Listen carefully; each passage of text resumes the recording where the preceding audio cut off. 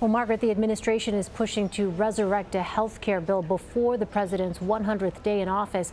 But on Friday, the president seemed to have a different message while reacting to the timeline of that process. Let's take a listen. They do health care and tax It'll reform. happen. We'll see what happens. No particular rush, but we'll see what happens. But health care is coming along well.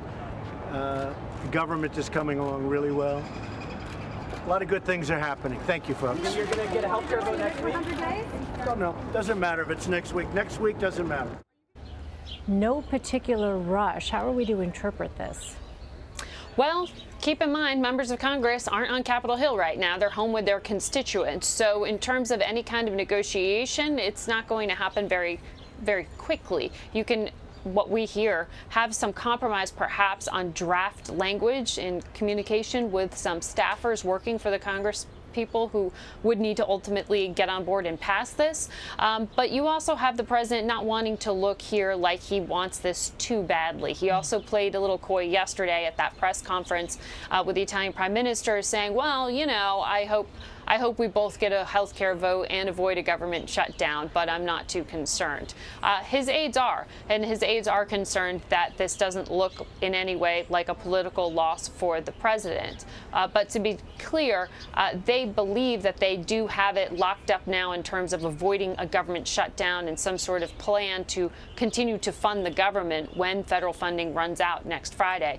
It's the health care stuff that's a bit thornier, and it sounds like the White House is communicating things behind the scenes a bit more optimistically than those on Capitol Hill are at this point. Well, Margaret, President Trump told the Associated Press he'll release a tax reform package next week that will give a, quote, massive tax cut, end quote, to corporations and individuals. That would be just before his 100-day mark in office.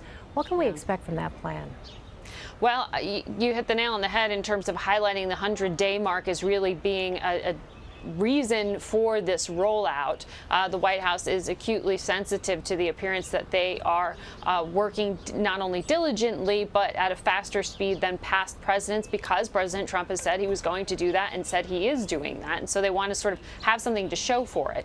But getting a plan out or a proposal in some fashion is far different than having a piece of legislation ready to go. We heard from the Treasury Secretary earlier this week that he's not going to be able to do that by August and actually, you know, push that off for a while in a way that would in some ways impact the ability of corporations to plan ahead for the next year.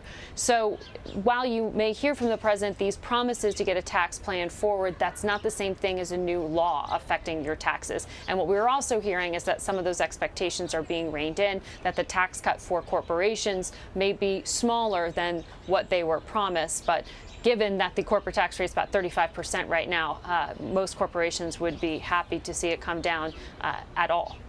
This comes, Margaret, as the president signed a tax executive order, a Dodd-Frank memo on Friday. What are the focuses of those? So this, again, was an executive order and then some memoranda. So some of it's ordering not necessarily action, but a review. And some of it is really focused at some of the ways that were put into action after the financial crisis to help wind down troubled institutions if we were to get into a position where financial institutions were failing again. But the reason that some financial firms had issues with these funds that were set up as sort of an emergency mechanism, as a wind down tool, so to speak, is because it cost them money. They essentially had to pay more for the regulations that were put in place to protect the argument at the time, to protect the public if there's a future crisis. So these actions that the president signed today, though, are in line with what he promised on the campaign trail, which was to reduce regulation for banks and corporations. That's what's so fascinating about watching this president, because while he is messaging economic nationalism and helping out the little guy, he's really doing a lot of things to help out big business and big corporations and the big banks, many of which he demonized on the campaign trail. But the financial community, many members of this administration come from Goldman Sachs and from the financial community, know this world well, and they felt very much demonized by the past administration. Now that they're part of this one and helping to shape the financial regulation, you can hear from the Treasury Secretary and others they're more confident about what this will do to help industry. Finally, Margaret, ahead of France's election, the president also told the AP he's not explicitly endorsing Marine Le Pen, but believes she will be helped by the attack that left a Paris police officer dead Thursday. What connection does the president seemingly feel toward Le Pen? This was a pretty unusual tweet because you don't usually want to overtly look like you see any way to capitalize on terrorism, on the death of innocents. Yet this tweet was put out by the president because he said he was making the point that Marine Le Pen is very strong on trying to clamp down on border security, something that he sees himself in, perhaps.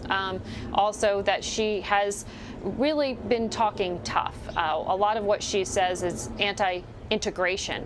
There is a bit of an identity crisis in France about what it means to be French and whether immigrants, particularly those coming from Africa and the Middle East, former French colonies, who aren't Christian, who are Muslim, who perhaps are more overtly religious, whether they can fully integrate or whether they are in some ways prevented from doing so in a way that doesn't allow them to benefit economically and creates class conflict. That's been an issue in France for a while, boiling under the surface. Now you have this wave of sort of populist nationalism to the fore that Le Pen is really benefiting from.